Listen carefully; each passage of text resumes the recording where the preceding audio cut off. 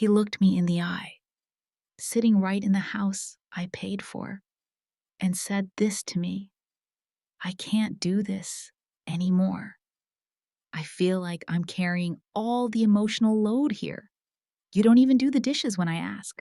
I think we should break up." I wish I was making that up, but that's exactly how my 6-year relationship ended. 6 years. 6 years of me paying every bill, covering the mortgage, putting food on the table while he sat on the couch, chasing YouTube fame and crypto scams. 6 years of me telling myself this is just temporary, that his big break was coming. And after all that, he dumped me because I wasn't doing enough housework. And the best part, he actually told me I should move out of the house. My house. The house I inherited from my grandparents. So he could get some space. At that moment, something in me just snapped. Because supporting someone is one thing, but letting them steal your life while smiling at you, that's a whole other story. And now, I'm about to tell you exactly how I took my house back and made sure he'd regret every word he said that night. I'm Sarah, and this is how the man I loved tried to kick me out of my own home, then watched as I locked him out of my life. Before I share my story, I want to know you're here with me. Just say, listening in the comments, or let me know where you're from. I love seeing how far my story can reach. And hey, hit that subscribe button too. Not every battle leaves scars you can see, but every story deserves to be heard. Thank you. And now, let me tell you everything. My name's Sarah.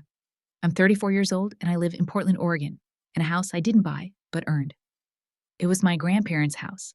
They left it to me because, in their words, I was the one who knew the meaning of hard work. I used to think this house symbolized safety, stability. Turns out, I was wrong. I've lived here with Jake for the past 6 years. He wasn't just my boyfriend. He was supposed to be my future. At least, that's what I told myself every time I paid the mortgage alone. Jake was the dreamer. When we met, he said he wanted to become the next big YouTuber bigger than PewDiePie. He used to joke. I believed him. I wanted to believe him. I bought him his first camera, cleared out half the living room so he could set up a little studio, helped him film his first videos, sat next to him while he edited into the night. But the views didn't come, the subscribers didn't come. And then one day, he quit YouTube and said, "Babe, NFTs are the future." I watched him dump his last bit of savings into JPEGs of cartoon apes. When that failed, it was crypto. And when that collapsed, he said, "I just need one more shot." Each time he lost everything, he'd curl up beside me defeated, and I'd whisper the same stupid promise. It's okay. Next time will be different. And I believed it. Because loving someone sometimes makes you blind to the obvious. But while Jake chased his dreams, someone had to pay the bills. That someone was me. I worked full-time, paid the mortgage, handled the utilities, kept food in the fridge. I fixed the leaky pipes, handled the roof repairs, scheduled the pest control. Jake. He said he was focused on his goals. His contribution was rearranging my bookshelf by color and throwing out my Tupperware because apparently it didn't spark joy. I told myself it was enough that he was here. At least he wasn't leaving. The funny thing about unfairness is it doesn't always come crashing down. Sometimes it grows slowly, like ivy wrapping itself around your throat, until one day, you can't breathe. I convinced myself he was investing in our future, that every dollar I spent for us was for us. And every time he took money from my wallet or complained when I didn't buy his favorite snacks, I swallowed it down. Because if I asked for more, I was terrified he'd leave. This house was supposed to be my anchor, my safe place. But standing in it now, I realized it had become something else entirely. A stage where I played the provider and Jake played the victim of his own dreams. And yet, I stayed. Because sometimes loving someone too much blinds you to the slow betrayal happening right in front of you. I kept wondering, did I love him too much? Or did I just love the idea of who I thought he was? By the time I found my answer, it was already too late. I should have noticed it sooner. But when you've spent years justifying someone's flaws, it becomes second nature to ignore the obvious. Jake changed, subtly at first. He stopped talking to me. His hours shifted. Most days I'd come home from work to find him scrolling endlessly on his phone. If I asked what was wrong, he'd mumble things like, "I need space to grow," or "I'm trying to find myself," whatever that meant. The man who used to pull me into his dreams now acted like I was in the way of them. And then came the complaints. Trivial things. Dishes left in the sink. Towels not folded the way he liked. I'd work 9 hours straight drive home, exhausted, and still get lectures about why the laundry wasn't done to his standards. It was laughable, really. I worked. I paid for everything. And I still came home to be told I wasn't doing enough. But nothing prepared me for that night at a kitchen table. I'd just gotten home, sat down to eat alone, as usual. Jake was on his phone, silent. Then, out of nowhere, he put the phone down, looked at me, and said, "I think we should break up." Just like that. I stared at him, not understanding. And then he said the words that still echo in my head. "You're not doing enough around the house. I feel like I'm carrying the emotional load here, constantly reminding you to do simple things. It's exhausting." I remember laughing, not because it was funny, but because I didn't know how else to react. I paid the mortgage, bought the food, kept the lights on, and he felt burdened. I looked him dead in the eye and said, "Emotional load. Jake, who's paying for this house, while you sit here all day." He just shrugged, eyes cold. "You'll never understand the pressure I'm under." That's when I knew the man across from me wasn't the boy I fell in love with anymore. But it didn't end there. Jake leaned back in his chair as if he'd won something and said, "I think it'd be good if you went to stay with your mom for a few weeks. I need the space. I'll turn the living room into my office." I felt like the floor dropped beneath me. He wasn't just breaking up with me, he was kicking me out of my own house. The house I paid for, the house I inherited. As if reading my silence, he added casually, "So, how long do you think you'll need to pack up?" "A week, maybe 2. I couldn't speak, couldn't move.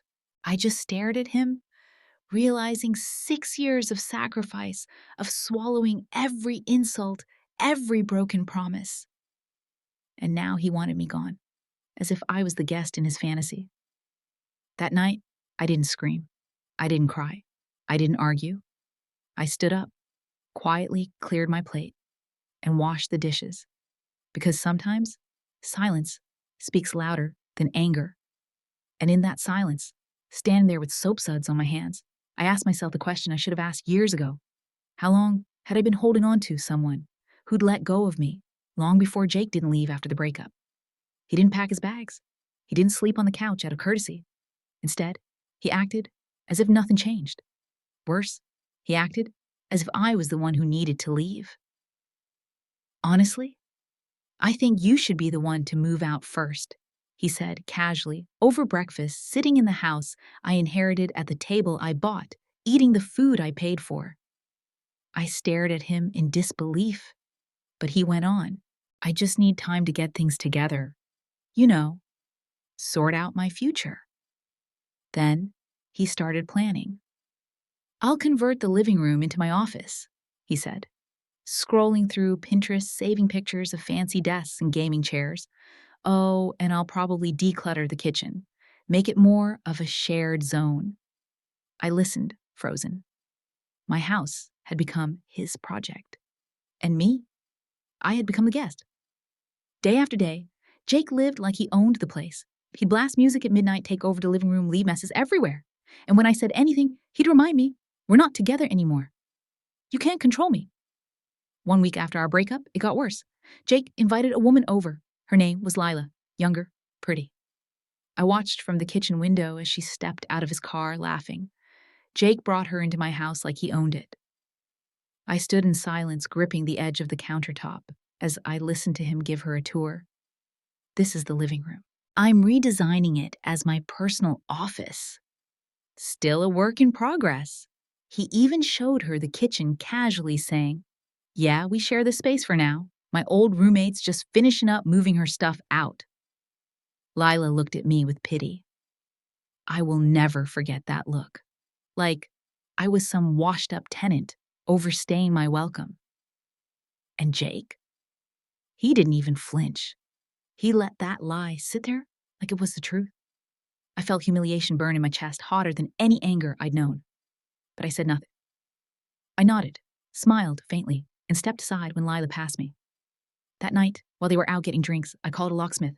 I had every lock in the house changed. Front door, back door, garage. Every keyhole that could betray me, I sealed it. I didn't tell Jake. When he returned around midnight, he found the locks didn't budge. I heard him rattle the handle. Then came the banging. "Sarah, open the damn door." What the hell is this? I waited. When I opened the door, I didn't yell. I didn't cry. I just looked at him and said, "This is my house. You have until the end of tonight to take whatever you can carry, and then you're out." He froze. Lila stood behind him, confused. "Babe, tell her?" Jake hissed at Lila. "Tell her. This is practically mine. We're domestic partners. Common law." Lila looked between us, now realizing something wasn't right. "He didn't pay a single cent for this house," I told her softly. "Not a cent." She said nothing, just stepped back. Jake's voice cracked. "Sarah, please. We built this together. I have nowhere to go." "I know." Lila shook her head, whispered something to Jake, and walked away. Jake had no choice but to follow. He grabbed a few bags, his gaming laptop, and left without another word. I closed the door. And for the first time in 6 years, the silence felt like freedom. But deep down, I knew this wasn't over. For a week, there was silence. No calls, no texts, no Jake. I thought it was over. I was wrong. It started small. Ethan, a mutual friend, texted me. "You okay? I heard some weird stuff about you." Confused, I asked what he meant. Jake was telling people that I kicked him out of his own house, that I'd manipulated him for years, used his money to renovate the property, and then stole the house right from under him. I thought it was just lies whispered to friends. Then Ethan sent me a link. Jake had created a GoFundMe, help a local man reclaim his home in Portland. His profile picture was him sitting beside his beat-up car looking devastated. His story. A heartbreaking tale of how he invested all his savings into a house I promised to share, only for me to evict him with no warning. People were donating. I scrolled in disbelief, seeing strangers comment things like, "Stay strong, king, and take her to court." I felt sick. I fired back. I messaged everyone we knew, sharing documents Jake never thought I kept the deed of the house in my name. Mortgage statements I'd paid solo for 6 years. No one could argue facts. But Jake wasn't done. 2 days later, I found out my own sister had given him $2,000. Hannah.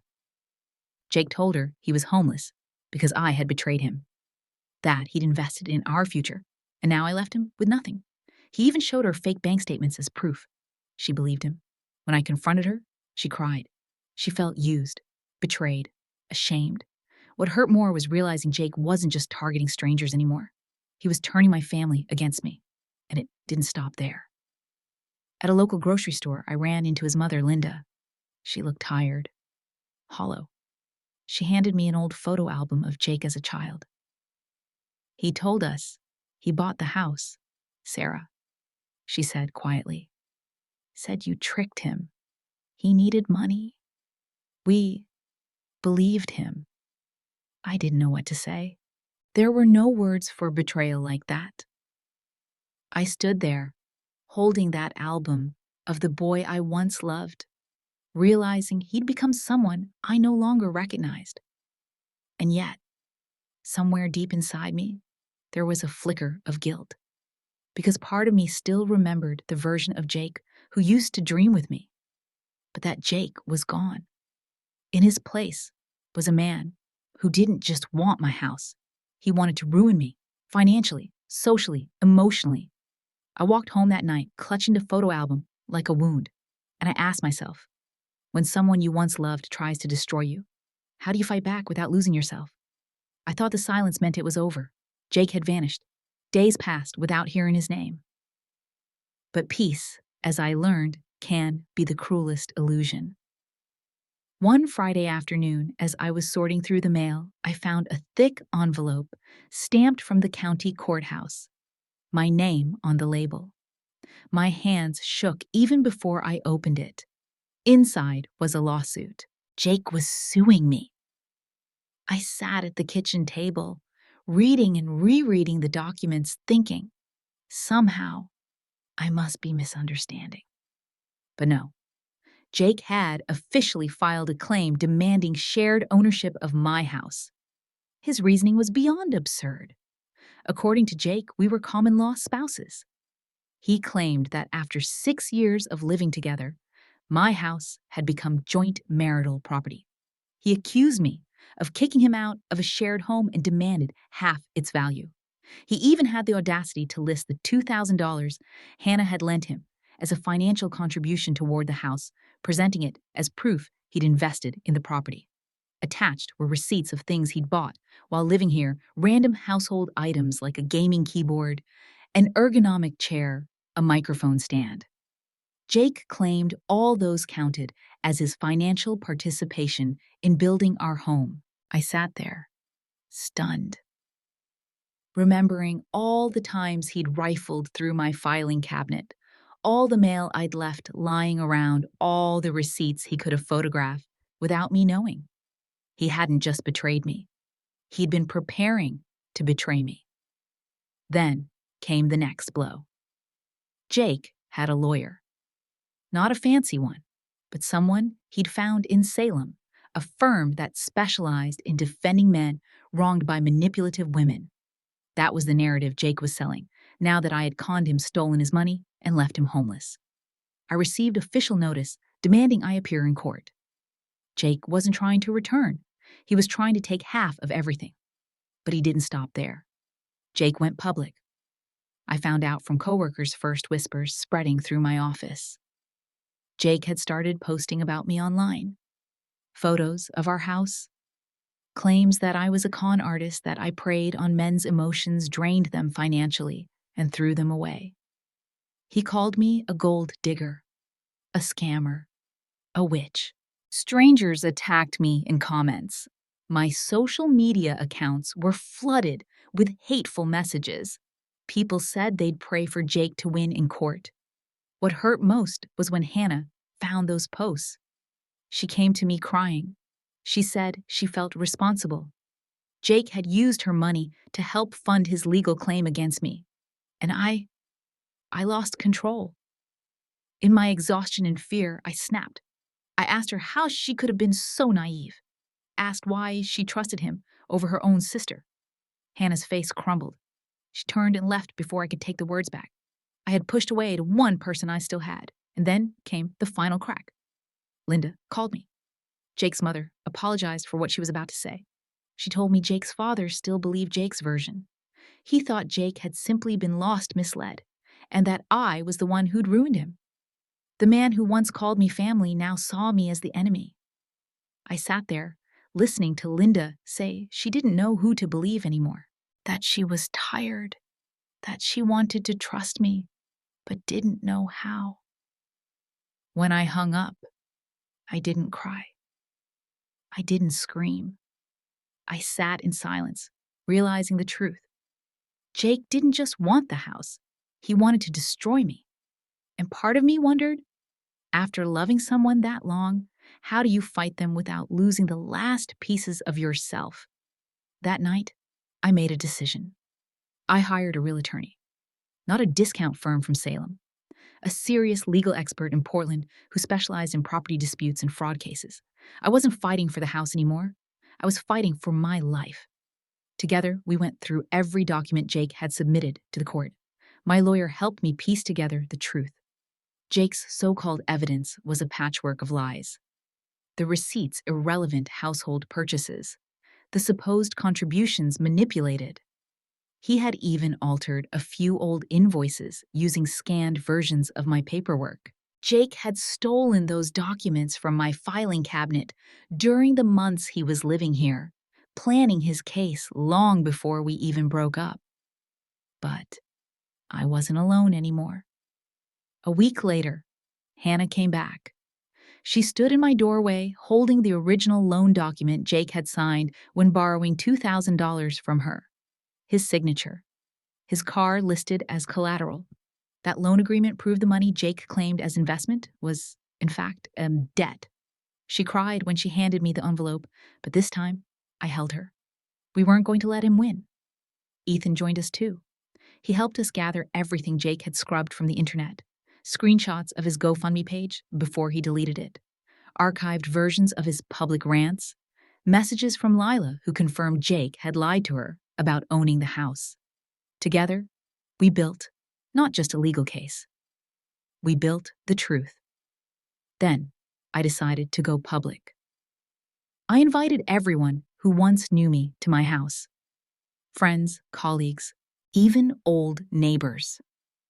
Standing in my living room, the same place Jake once called his office, I told them everything. I showed them the title deed, the mortgage statements, the bank transfers. I handed out copies of the loan contract from Hannah. I told them about Jake's lies, about the GoFundMe scam, about how easily manipulation can hide behind a familiar face. By the end of that night, people apologized. They believed me. The isolation that Jake had wrapped around me started to crack. Days later, Linda called. She said Jake had left Salem. He refused to return home. His father had finally admitted Jake wasn't just lost, he was dangerous. Linda told me something I'll never forget. "I'm sorry, Sarah," she said. "I should have seen it sooner. You didn't destroy my son. He destroyed himself." Finally, it was time for court. I remember sitting in that silent courtroom listening to the judge read through the evidence. My lawyer presented the facts clearly, calmly. Jake didn't even bother showing up in person. The judge dismissed his claim. Not only that Jake was ordered to pay my legal fees. As the verdict echoed through that courtroom, I felt nothing. No triumph, no satisfaction, just emptiness. I had won. But what had I really won? A house or the broken pieces of the woman I used to be? Because standing there, I realized something I wasn't ready to admit. Jake had stolen more than money. He had stolen 6 years of my life, and no judge could ever give me those back. After the court ruled in my favor, I thought I would feel victorious. I stood outside the courthouse with the final papers in hand, my name legally secured on the title of my own home. But when I stepped through my front door that evening, the silence hit me harder than any courtroom argument. The house I had fought so hard to protect felt empty. Every room echoed back the exhaustion I carried inside me. Winning didn't feel like freedom. It felt like defeat. I walked through the house, room by room. Every corner whispered memories I didn't want anymore. The couch where Jake used to lounge all day. The shelves he'd reorganized for no reason. His things were gone, yet, somehow, his presence lingered like smoke after a fire. That night, I sat on the living room floor and faced a truth I hadn't dared admit. This wasn't just a house anymore. It was a battlefield, and every wall held the scars of a war that had nearly broken me. I needed to change that. So the next morning, I started over. I repainted the walls bright colors that reflected light instead of swallowing it. I ripped down the old curtains, replaced them with ones I picked for no one but myself. I threw away everything that even remotely reminded me of Jake. And the living room, the space Jake had once called his future office, I turned that into something new. A creative space. A place that belonged only to me. With every stroke of paint, every nail I hammered, I felt a little stronger. Each change I made to the house was like reclaiming a part of myself. Then, one afternoon, Hannah showed up at my door. She didn't ask. She simply said, "Can I stay here for a while?" I nodded. Having her with me felt like breathing again. We painted walls together, shared dinners in the kitchen that once felt like a cage. She laughed for the first time in weeks. And slowly, the house stopped feeling haunted. It felt safe. One evening, sitting together over tea, I told her what I was thinking. I need to tell people what happened. At first, Hannah looked unsure, but I wasn't afraid anymore.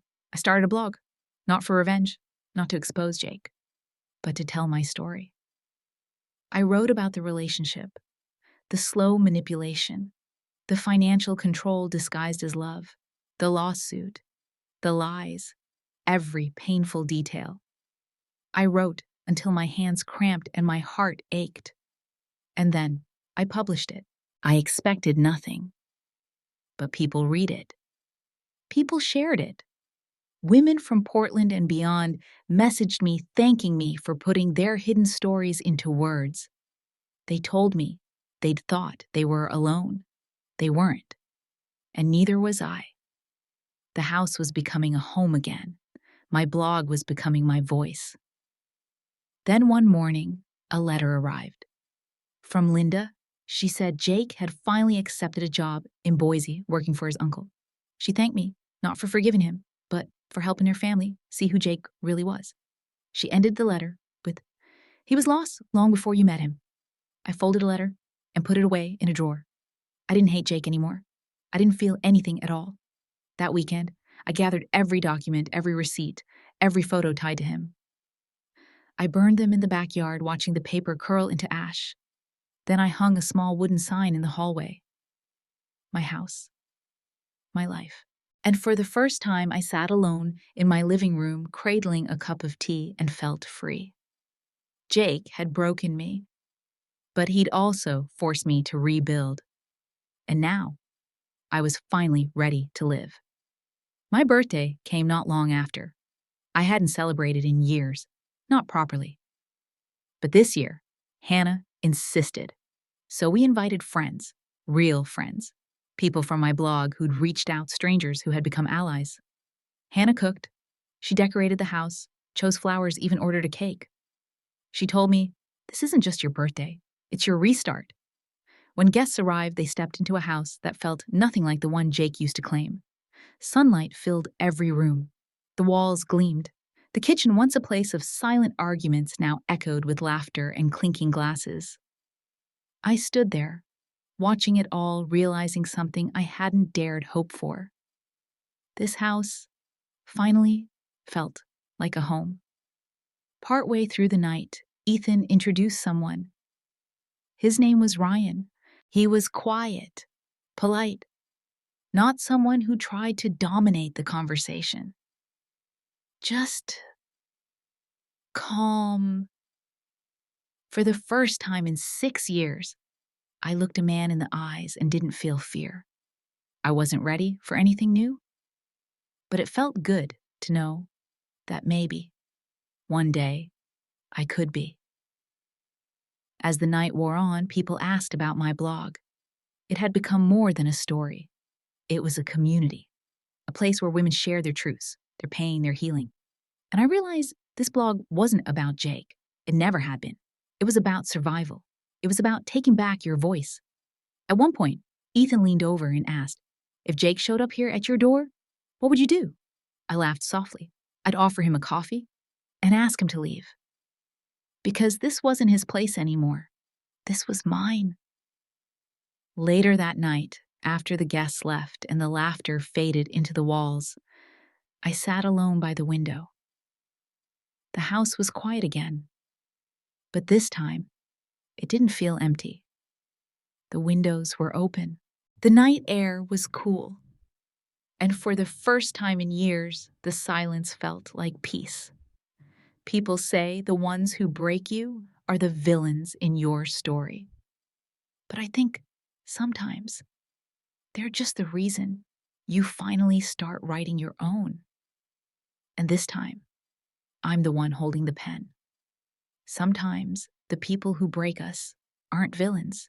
They're simply mirrors reflecting the parts of ourselves we've been too afraid to face. Healing isn't about erasing the past. It's about building something stronger on top of it. If my story touched you, I'd love to hear from you. Leave a comment, share your thoughts, and don't forget to subscribe. Thank you for being here.